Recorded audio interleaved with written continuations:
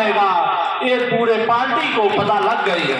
और जो तेल नोट चना बंटवारा की जुमलेबाजी कर रहे दुनिया के सबसे बड़े झूठे नेता का, मोदी का व्यू 3.5 लाख, भले प्रधानमंत्री हो, लेकिन विचारधाराएं और जो मुद्दों का सवाल उठता है उस पर चंद्रशेखर जी नंबर 1 के नेता माने गए थे।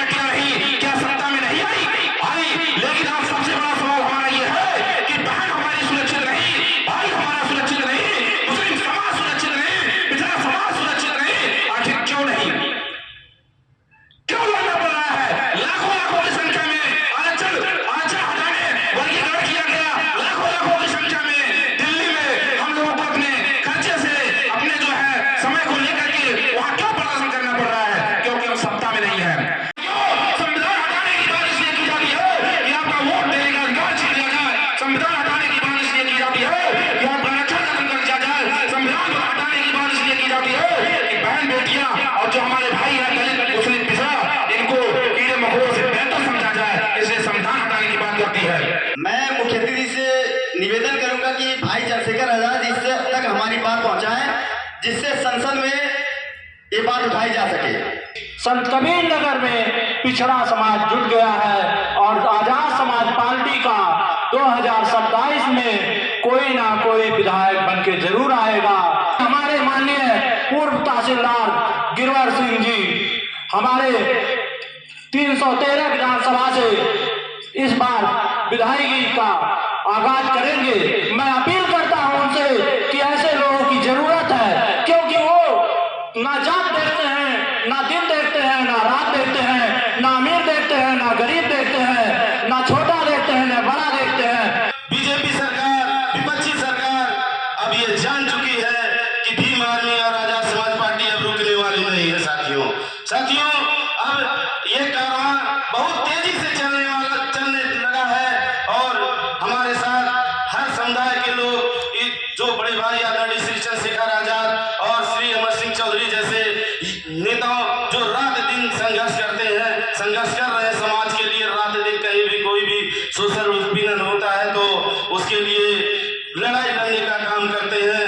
तो इस सब आंदोलन को देखते हुए, इनके संघर्ष को देखते हुए साथियों, आज कारवां इतनी तेजी से बढ़ रहा है कि पूरे भारत में अब नीली क्रांति आने वाली है। साथियों, एक व्यक्ति आए, माननीय काशीराम, पूरे इंडिया में जो बहुजन महापुरुष थे सबको महाराष्ट्र से ले आया, दक्षिणी भारत से उत्तरी भारत ले आए। गाजियाबाद के मैटर को लेकर के पूरा अधिवक्ता समाज पूरे यूपी के, इंडिया का भी 1 दिन 2 दिन हड़ताल पूरे इंडिया में रहा है और पूरे यूपी में 4 तारीख से लगातार हड़ताल चल रहा है। लेकिन यह गूंगी बहरी सरकार अधिवक्ताओं के किसी अन्याय को सुनने के लिए तैयार नहीं है। कितने 12 अधिवक्ता महिला और अधिवक्ता साथी घायल हुए थे। इसी तरह से हापुड़ में 1 महीने हड़ताल चला हापुड़ की घटना को लेकर के, तब भी ये गूंगी बहरी सरकार नहीं सुनी। इंसान है तो उसे गुलामी की मानसिकता जंजीरें क्यों पहनाते हो? समानता का व्यवहार क्यों नहीं करते हो? संविधान क्यों नहीं मानते हो? मानना चाहिए। प्यारे साथियों, प्यारे भाइयों, हमारे दलित समाज के लोग, कृषक बंधुओं, 2 प्रलोभन दिए जा रहे हैं। मेरी कुछ नेताओं से बात हुई, कहे तो सारा दलित समाज हमारे साथ है, 5 किलो अनाज हमने दे दिया है। दुनिया के 100 नेताओं में आपके बेटे, आपके भाई चंद्रशेखर का भी नाम उन्होंने लिया है। छोटी बात नहीं। ये सर्वे 18 में जब आजाद समाज पार्टी नहीं बनी थी तभी का सर्वे। लेकिन 5 साल के दौर में हमने देखा कि जिस तरह से हमारे 85% लोगों के साथ छलावा हो रहा है, फिर पढ़ा लिखा होने का क्या मतलब है? जब बाबा साहब कहते थे शिक्षित बनो, संगठित रहो, संघर्ष करो, तो फिर ये भाजपा की सरकार, डबल इंजन की सरकार हमारे साथ धोखा क्यों कर रही है? पिछड़ों से कहीं ज्यादा गर्व होता है अनुसूचित जाति पर, जिनको हम अपने समाज का, इस समाज का अंतिम पायदान समझते थे। उनके अंदर राजनीतिक चेतना आ गई है। आज कोई भी बैकवर्ड भाजपा में ये नहीं कह रहा है, दिल्ली से लेकर लखनऊ तक, कि मंडल कमीशन तो लागू हो गया तो जनगणना कब होगी, जातीय जनगणना कब होगी, इंप्लीमेंट कब होगा। बाबा साहब का ये पवित्र संविधान है जो इस देश को मिला। ये देश का नहीं, पूरी दुनिया का सबसे बड़ा संविधान है। और उस संविधान में बाबा साहब ने मर्दों के लिए, पुरुषों के, औरतों के लिए, हर वर्ग के लिए उन्होंने दिया है।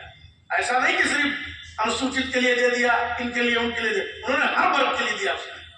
कि चंद्रशेखर जी के संघर्षों को दुनिया के, अमेरिका जैसी, न्यूयॉर्क जैसी जगहों पर बैठे डैन मैक्साई ने देख लिया, तो हम लोग को साथ देना चाहिए। अगर हमारे किसी दिन 85% के लोगों को समझ में आ गया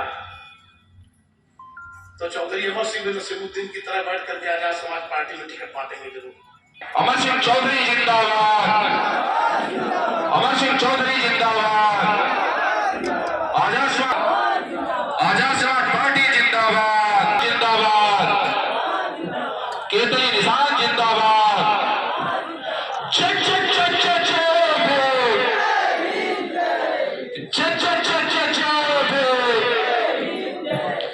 भाई अब संघर्ष करो, भाई अब संघर्ष करो।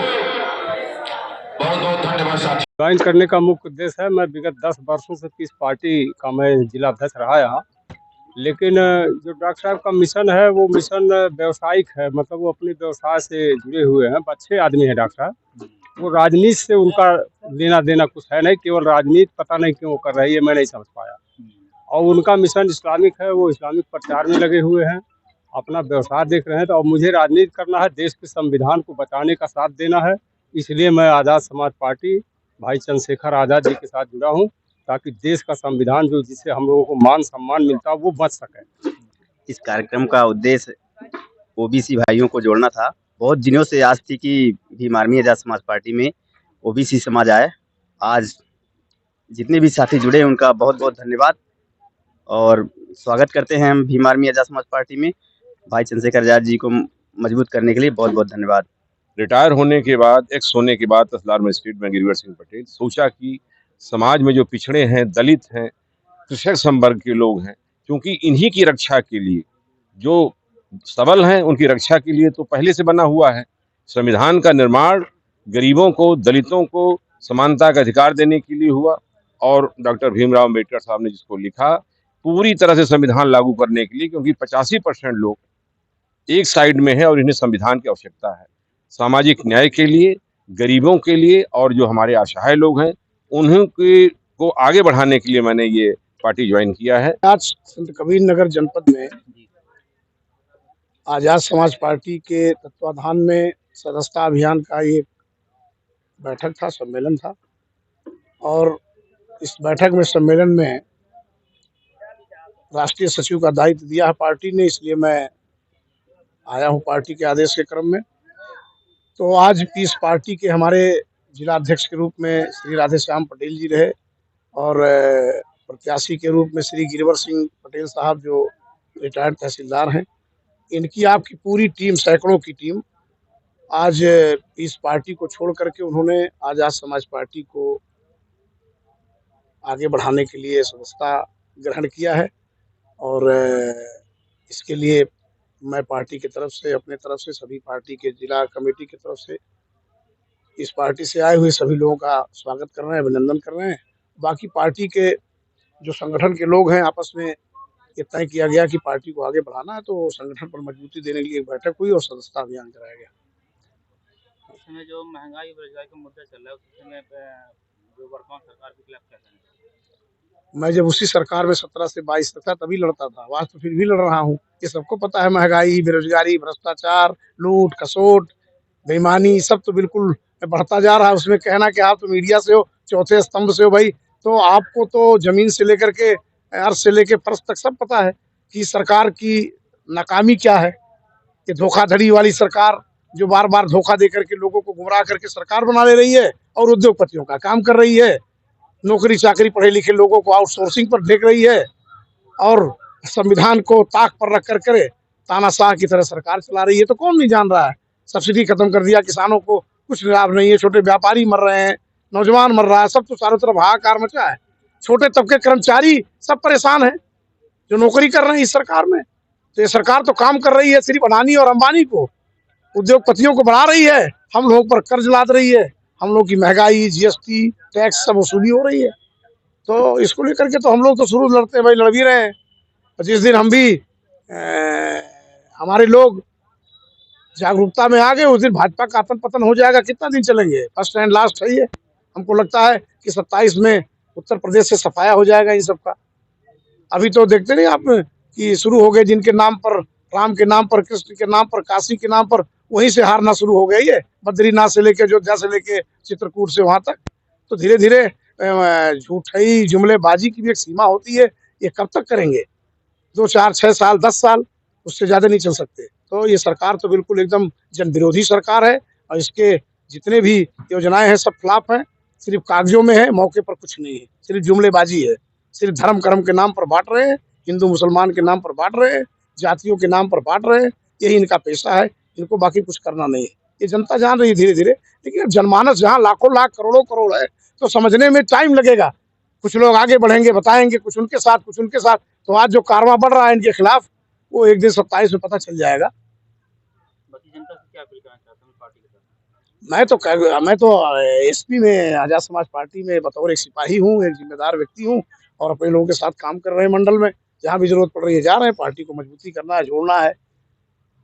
जो लोग पार्टी से प्रभावित हैं, हमारे नेता से प्रभावित हैं, जिनको लगता है कि हाँ ये उम्दा मुद्दा है, ये चीज़ें जनहित में है, देश हित में, राष्ट्र हित में है, समाज के हित में है, नौजवान के हित में है, किसान के हित में उठा रहे हैं, तो मुझे लगता है कि एक दिन जरूर समय आएगा